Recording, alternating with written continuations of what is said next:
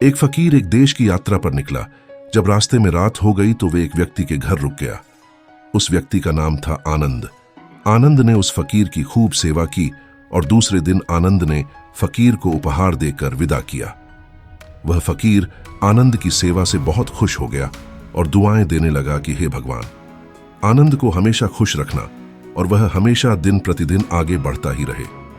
इस बात पर आनंद हंसने लगा और फकीर से आनंद बोला, हे फकीर, जो है वह भी अब नहीं रहने वाला। इस बात पर फकीर आनंद की तरफ देखता ही रहा और वहां से आगे चला गया। कुछ साल बाद फिर फकीर आनंद के घर आया और देखा सारा धन और सारी संपत्ति सब कुछ चला गया है। आनंद एक गांव के ही बड़े जमींदार के यहाँ नौकरी कर रहा है। वह फकीर आनंद से मिलने के लिए वहां चला गया। आनंद ने उस अभाव में ही उस फकीर का स्वागत किया और झोपड़ी में ही फटी चटाई पर ही बैठाया। उसके पास खाने के लिए जो रूखी सुख रोटी थी वह खाने के लिए फकीर को दे दिया। जब फकीर वहां से जाने लगा तो उसके आंख में आंसू था और फकीर कहने लगा, हे भगवान, तुमने यह क्या किया?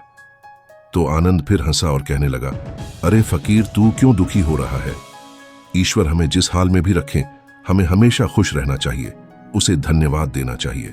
समय सदा बदलता रहता है और इतना ही नहीं, यह भी नहीं रहने वाला है। इस पर फकीर सोचने लगा कि मैं तो केवल ऐसे ही एक फकीर हूं, लेकिन सच्चा फकीर तो तुम हो आनंद। कुछ साल बाद फकीर फिर से यात्रा पर निकला और आनंद से मिला और देखा तो देखता ही रह गया, क्योंकि सब कुछ बदल चुका था। आनंद अब जमींदारों का जमींदार बन चुका था। उसे मालूम हुआ आनंद जिस जमींदार के यहाँ नौकरी कर रहा था उसकी कोई संतान नहीं थी और अपनी सारी संपत्ति और जायदाद आनंद को दे दी। फकीर बहुत खुश हो गया और आनंद से कहा, अच्छा हुआ वह जमाना गुजर गया, भगवान करे अब तुम ऐसा ही बना रहो। ये सुनकर आनंद फिर हंसने लगा और कहने लगा, फकीर, अभी भी तेरी नादानी बनी हुई है। फकीर ने फिर आनंद से पूछा, क्या यह भी नहीं रहने वाला? तो आनंद ने उत्तर दिया, हाँ, या तो यह चला जाएगा या फिर इसको अपना मानने वाला ही चला जाएगा। यहां पर कुछ भी रहने वाला है ही नहीं।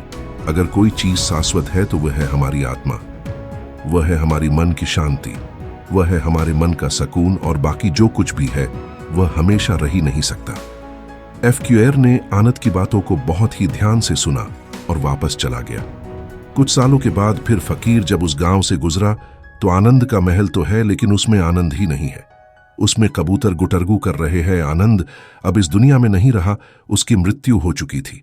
वह फकीर मन ही मन सोचने लगा कि यह एक इंसान जिंदगी भर कितना दौड़ाता रहता है और रोता रहता है, दुखी होता रहता है। वास्तव में वह चीज जो हमेशा रहने वाली है ही नहीं। वे सारी चीजें बदलने वाली हैं। यह कहानी यह शिक्षा देती है कि हमारे जिंदगी में जब भी कोई मुश्किल, तकलीफ या दुख आए तो हमें यह सोचना चाहिए कि जिंदगी में इससे पहले मुश्किलें या उलझने आईं तो क्या वे हमेशा रुकी रहीं? जैसे सारी मुश्किलें आकर चली गई वैसे ही यह भी मुश्किल चली जाएगी। यह भी हमेशा रहने वाली नहीं है। तो आप हमेशा याद रखिए कि जिंदगी में कितना भी बड़ा दुख क्यों ना हो, वह हमेशा रहने वाली नहीं है।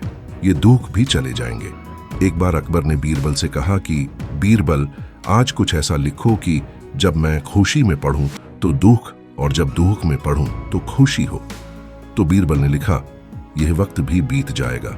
ये एक ऐसा वाक्य है, जब इसे खुशी में पढ़ेंगे तो दुख होगा और दुख में पढ़ेंगे तो खुशी होगी।